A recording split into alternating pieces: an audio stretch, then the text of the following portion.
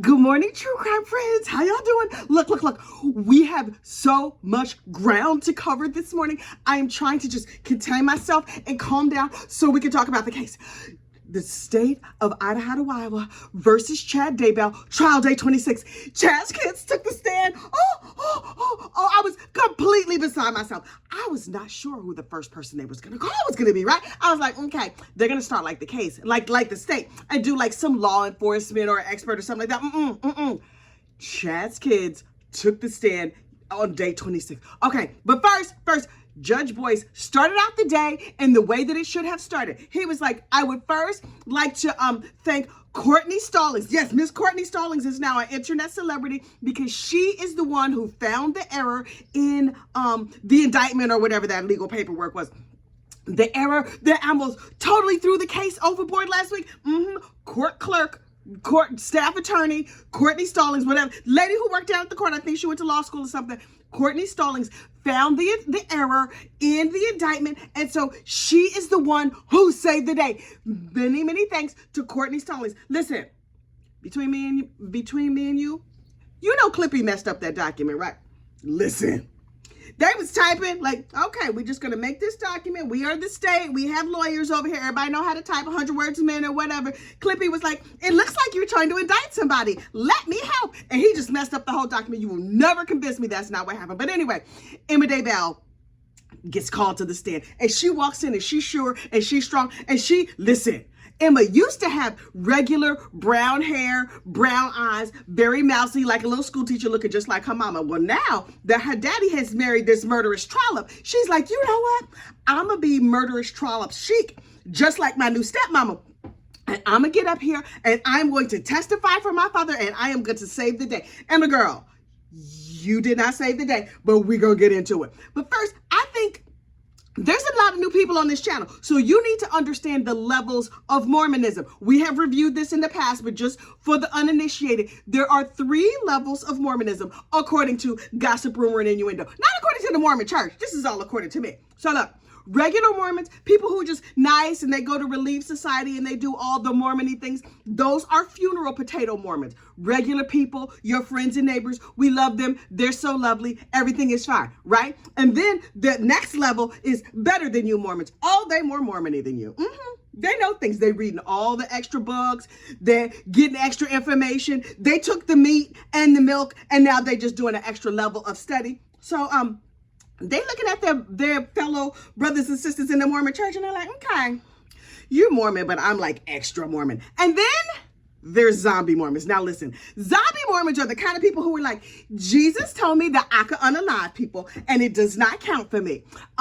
So we here at Gossip, Rumor, and Innuendo have zero problem with funeral potato Mormons. No problem. Better than you Mormons. Okay, we look at the scans, but we just like, okay, whatever. We just think of them as like a little bit special. Zombie Mormons, no, we do not support zombie Mormons. Okay, so you clear on the levels. So look, when Emma took the stand, I was like, okay, just on sight, she looks like a better than you Mormon. But I'm going to give this girl the benefit of the doubt. I will not prejudge her. And then she started talking. And her most commonly repeated phrase was, I do not recall. Now listen, when her daddy's lawyer was asking her question, oh, she knew everything. She's like, my mother was sickly. She was about to keel over any second. She was tired. She could barely do anything. My mama was a whole mess. She didn't even say like, I love and miss my mother. She was just like, she was falling apart. And then when the prosecution got up there, she was just like, I don't recall. I don't recall. What's your name? I don't recall. Ma'am, we're going to need you to pull your whole act together. So I was like, okay. Miss Emma has gone through a terrible time. I'm going to give her the benefit of the doubt. We also found out later she just had a baby. So I was like, well, maybe she has that like postpartum mom brain and she does not remember anything. But she did just keep saying, I don't recall. I don't recall. I don't recall. I was like, okay, she's a better than you Mormon, right? And so then the prosecution was like, is it true that you talk to your father daily? She was like, yes. I was like, That was the first sign that I had that Miss Emma might be a zombie Mormon. But I was willing to give her the benefit of the doubt because I do not know. And also also her tone of voice was just like a little bit stiff and robotic. And I was like, well, we already know she got a little bit of robot on her daddy's side. So we can't blame that on her. Some people call it Mormon speak, where you speak a certain way. I don't know nothing about that life, because honestly, I don't even know we got Mormons around here. I'm sure we do, but they real stealth. They clearly funeral potato Mormons living up here in North Jersey, because I never seen none. So anyway, so she was talking about her mama, and I was like, okay, ma'am, I'm a mama. You better say some nice stuff about your mama. Otherwise, it's going to be a problem. So she was just like, my mother had many, many illnesses. She had anemia. She was tired all the time. She bruised easily. She was depressed. Ma'am, that's not illness. That's menopause. Like, you can't die from menopause. No, might you feel like you're going to die? Yes, you feel like obviously there's no way you can survive this. But child, that is just menopause. It passes. It does not last forever. Was your mama hot too? I bet her mama slept with her feet outside because she was hot. Her mother had menopause. That is not deadly. Now listen, me personally, I thought I was going to die. And that, look, not a commercial, just facts. I went over there and I saw Dr. Tracy Barrico over there in Paramus. She got all my herbs and spices together, got me an estrogen patch and all that stuff. Child, I'm good as new. Anyway, so I think Tammy Daybell just needed somebody to like regulate her hormones. And also she needed to get rid of that Mormon daughter, that terrible better than you Mormon daughter of hers. She would have been just fine. But all the things that Emma described, girl, that's coming for you too. Hopefully not the unfortunate unalive at the hands of your husband, but all these illnesses. Oh, my mother was so sickly, she bruised easily. Girl, sit down. Just wait till it's your turn. Then you're gonna find out your herbs and spices gonna be all messed up, and then you're not gonna know what to do with yourself. So anyway, Emma keeps talking about her mama, and the more she talks, the less credibility she has. And I was like, okay. But she only has one living parent, and she's trying to help that living parent. Okay, I get it. I understand. We don't believe a word that's coming out of your mouth, but okay. And she was like, my mother refused to go see a doctor. I would go see doctors. Heifer. Oh, calm yourself, turn it down a little bit. But she was like, but she would take all kinds of creams and salves and drops and stuff, and she drank colloidal silver. I was like, wait. I'm gonna need you to back up. I know about colloidal silver. Now listen, I know people who believe strongly in colloidal silver. You know the two things I know about colloidal silver? That man who turned blue, who was on the Today Show, who later died because he kept drinking colloidal silver. He looked like a Smurf. A human Smurf. He was like, I have this illness, I have that illness, I'm just gonna drink colloidal silver. He turned blue, and then he turned blue while he was still alive. And I was like, is he now officially a person of color? And that color is blue, child. I was confused. And I was like, okay. The other person who drank that colloidal silver, that lady from that cult documentary, Love Wins or something like that, she turned blue too. Look, Tammy might have slipped the surly bonds of this earth from drinking that colloidal silver. All that menopause symptoms, no, that was not going to unalive her. But that colloidal silver, child, it will do you in. Hang on, I done talked my throat dry. So Emma keeps talking, right? And I'm like, I don't think I like this heifer. First of all, she looks like her murderous stepmama. She has thrown her mama under the bus. Well, my mother could have stayed alive if she had not been, sickly. Girl. And then she was just like, my father was believing, he helped us understand the difference between light and dark. And I was like, uh-oh. And she was just like, And my father cast out demons. What? Okay. We have now officially entered the zombie Mormon territory. Your daddy, who you thought was a righteous man, she was like, any righteous patriarch can cast out demons. Okay, so you know your daddy was having an affair, right? Does that make him righteous? And so if you had a demon, if your daddy was not righteous, how was he able to cast out demons? Also, how you know you got a demon? So she explained to us very clearly how she knew she had a demon. The symptoms were anxiety. Ma'am. There's medication for that. There's also lifestyle changes. It's a whole lot you could do about anxiety that does not include the casting out of demons. But okay, so your daddy laid his hands on your head and gave you a prayer, which is a beautiful, wonderful tradition. And she's like, the anxiety got so bad, I felt like it was another person coming in and taking over my body. And I said to myself, zombie Mormon. Y'all. She was like, it was a separate individual who came into my body, and my father gave me a patriarchal blessing and cast out that demon. Ma'am, you know we have ears, right? We can hear you talking. And the rest of us, we live in the real world. You gonna tell me your unrighteous daddy cast out the anxiety from you. You know what else would have cast it out? A little bit of Effexor, maybe some Prozac. It's a whole bunch of pharmaceuticals that would have helped you right out. I'm not advertising for these drug companies. I'm just saying there's help available, ma'am. And it does not include putting the hands of an unaliver on your head. Child, he might have put a demon in you. I do not know. But I was just like, And so then, Lindsay Blake, the prosecutor, was like, okay, I still have more questions. Explain to me about the light and dark thing. And she was like, light and dark is about your intentions. If you have good intentions, then you're light. But if you have bad intentions, you're dark. Lindsay, girl, does that mean you are officially dark? Because I think your intention right here is to make your daddy look innocent and your mama look bad. Your dead mama. Girl, she's going to hell with gasoline draws on. I cannot. Hang on. So they were like, okay, you didn't want your mother to have an autopsy. She was like, absolutely not. I don't think anyone should have an autopsy. Wait, what now? Nobody. She's like, no, I don't think autopsies should be done. Well, thank goodness you're not in charge, because sometimes we need autopsies so we can figure out what happened.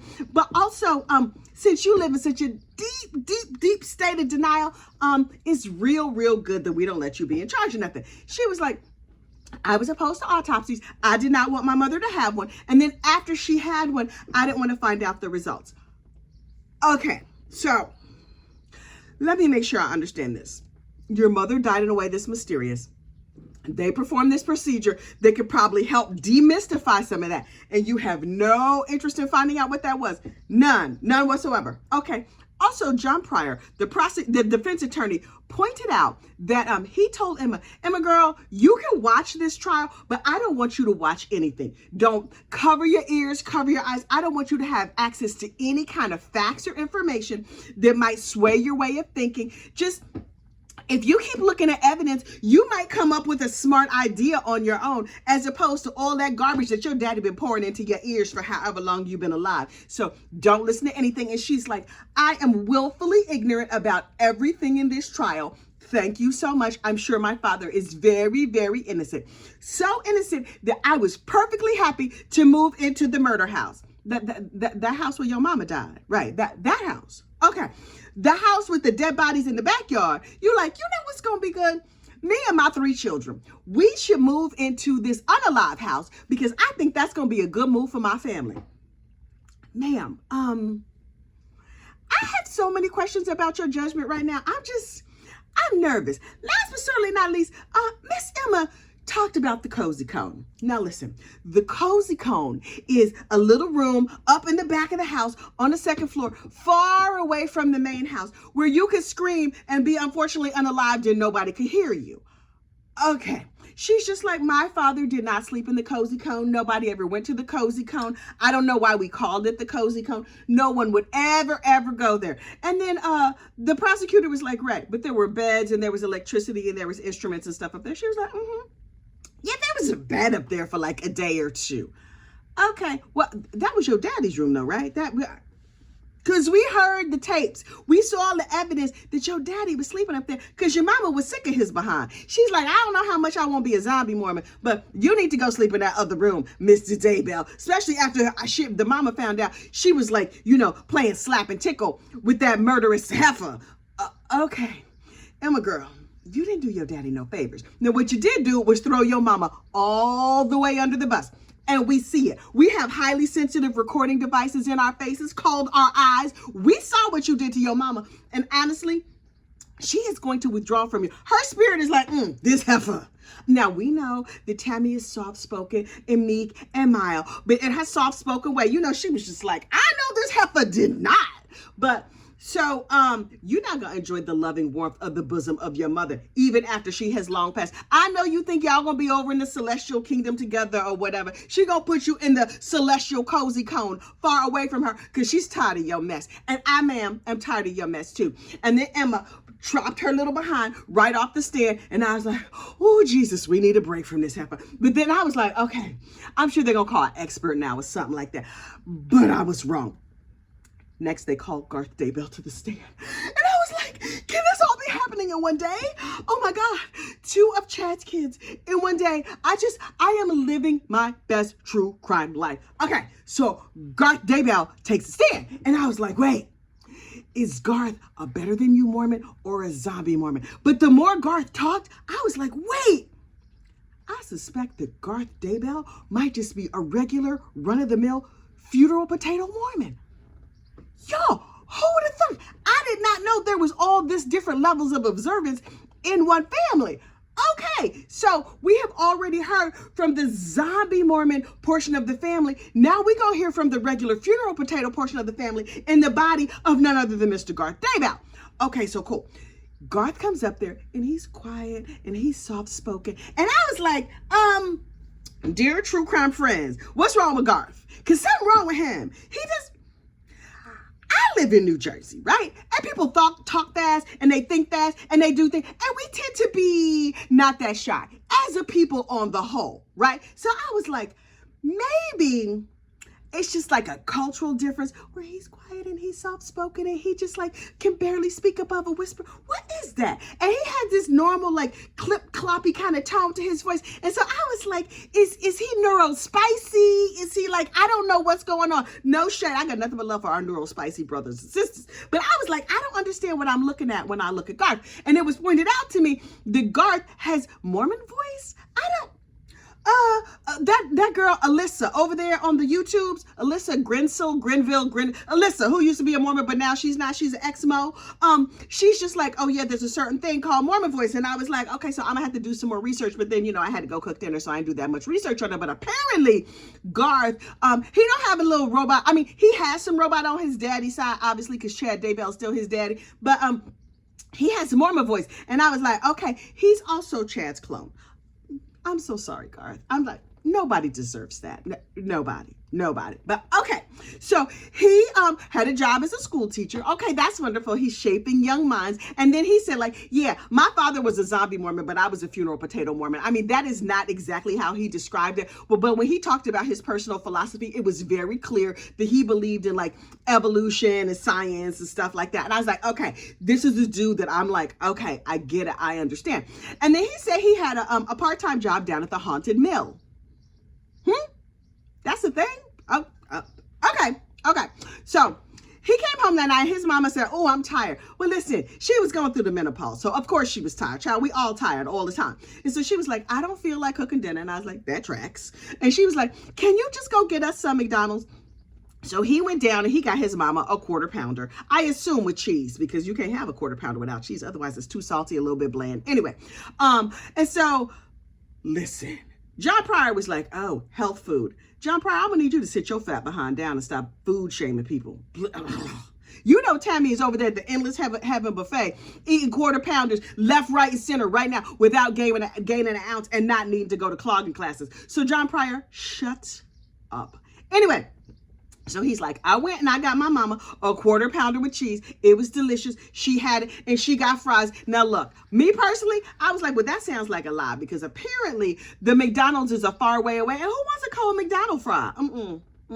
He lost all credibility with me because you have to eat those fries hot. Otherwise, they're hot garbage. Anyway, so he was like, so then I went to my job over at the Haunted Mill and I didn't get back until like 1 o'clock in the morning. And my first thought was, oh, well, your mama was already dead by then. So what could you actually bring to this situation? Because clearly your father could have, number one, unfortunately unalived your mama up in the cozy cone. That's plenty of time for him to drag her down the stairs, like boom, boom, boom, dragged her down all the stairs, put her in the bed, possibly flipped her off the side of the bed, and then wrapped her feet in the covers or whatever to hang her upside down. I don't know. I'm just making stuff up. But I'm saying what I think happened, by the time Garth got home, Garth boo-boo, your mama had already gone. She was like, what am I doing over here? I thought I was going to be in bed next to this lump playing Candy Crush or whatever. And now I am no longer on this mortal coil. What has happened? So anyway, Garth was like, my dad taught us about zombies, but we all know my daddy was crazy. And I was like, Garth, my friend,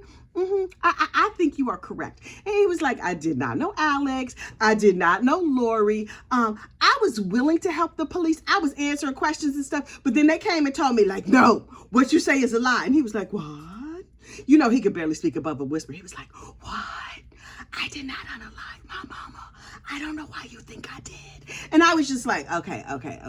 So the cops picked him and his wife up. Oh yes, Garth married a nice young Mormon girl, right? And so he was just like, my wife Cara and I got picked up and taken to the police station, and they took me into a room and asked me a bunch of questions, and they put her in the room with one of those little coloring pages and some crayons and stuff like that. They might have given her a yo-yo so she could have some things to play with while they were talking to me. And they held us for like 5 or 6 hours, and they kept telling me I was lying. So this tells me that right away, the cops was like, you a lying sack of sugar. Something ain't right. Did you unalive your mama? Did your daddy unalive your mama? Because somebody unalived your mama. So they knew right away that everything about this was suspicious.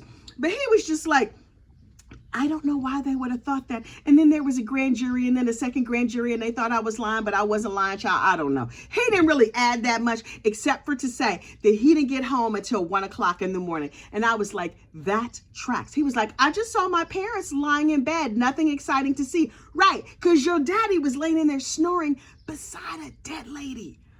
Okay, Garth, I'm so sorry for your loss. Please, you and your toddler bride, go on back over there and go and teach the kids over there at the school. And I wish you the best of luck. Can you give me your funeral potato recipe? Okay, anyway. So then I was like, okay, so now they're going to have like a law enforcement person come up here and talk about some stuff. And they were like, no, we call Joe Murray. And I was like, who the heck is Joe Murray? Hang on. Joe Murray, Emma Daybell's husband. Now wait. They said that 3 of Chad's children would testify. I thought Chad has 5 kids, right? If 3 of his kids testify, that leaves 2 that are not going to testify. I did not realize that one of the children was an in-law. Oh, so you have 3 biological children who were not going to testify. Are those the 3 who are pretty convinced that you did it? Because, sir, I think you did it. I think the state has proven that you did it. Now, we're just going to have Joe Murray get up here and talk some yang. We don't even know what he's going to say. But I'm leaning in. I want to know. Time was running short yesterday, so they only did direct examination of Mr. Joe. But cross-examination is coming on day 27, and I'm living for it. So Joe got up there, and he was just like, I've been married to Emma for 7 years. And I was like, ooh, bless your heart, boo-boo, because that sounds like hard time. You doing hard time with this heifer, because, ooh. And he was like, we had 3 children, including a newborn. Really? You're just pumping her full of babies like that. You are brave. You are brave. Brave. But okay, I know you believe in like eternal partnership or whatever. Sir, you might want to run because she's clearly a zombie Mormon, and that's not going to go good for you. And he was just like, I was minding my business. I was helping my friend with the potato harvest. And I was like, that tracks. Because I think in my mind, the only jobs they have over there in Idaho, Iowa are school teacher, police officer, FBI agent, potato farmer. That's it. It's only 4 careers you can have if you live in that community. So, because these funeral potatoes not going to make themselves. So he's like, okay, my friend, it was cold. We were trying to get the potatoes to come in the house. I don't know how potatoes work. You know, too many carbs, child. I can't mess with too many potatoes. But then he was just like, I was getting the potatoes in, and then Officer Coulter Connor, drink every time they said Coulter Connor, but don't drink alcohol, because you know these people don't drink alcohol. You can't even drink coffee. You had to take yourself a shot of ice cold milk or Crystal Light or something every time they said Coulter Connor, because they mentioned Officer Coulter Connor about 500,000 times. And I was like, I don't even know what Officer Coulter Connor has to do with anything, but they mentioned his name a lot, so much that I wrote it down. And I was like, okay, I don't know why we talking about Coulter Connor, but okay. And I was like, are you trying to hypnotize me or something like that by just saying Coulter Connor? Anyway. So Joe was like, everything was normal. Officer Coulter Connor, something else. I don't even know what he said about him. And then I brought in the potatoes. And then he said, the church community was gossiping. I was like, oh, for real? For real? Joe, tell us everything. What they say about y'all. Was the local community being like, well, obviously Chad did it. You know Chad was one of them zombie Mormons. And he clearly, unfortunately, unalived his wife. I need to know. Idaho Iowans, fan out. I know some of y'all watch this channel. What was the church saying? I want to know what the church community was saying. Now listen. I know that it is traditionally the Mormon way. Well, I don't know. I have heard that it is traditionally the Mormon way to just like ignore things, suppress them, brush them under the rug, and act like it's not happening. But in your private little spaces, when you go over there to the Relief Society, a Young Women's, or the Mission, whatever, all them little things you do, what was they saying about the Daybells? I need to know every single thing. Not because I'm a gossip, though, yes, I am a salacious gossip. Oh, I love it. Not in my personal life, though. My life is nice and boring, praise God. But I want to know, what was the scuttlebutt there in your little small community? It's a little small town. They only got 2 McDonald's, but you know what? They got plenty of gossip because they got nothing but free time. And this is the biggest thing that ever happened to that town, child. I want to know every single thing, everything that them people said. But later today, we will find out. Maybe Joe Murray will get on the stand and tell us what the local townspeople were saying about the Daybells. And I need to know. Look, in the meantime, like this video, subscribe to the channel, and I will see you tomorrow. Bye.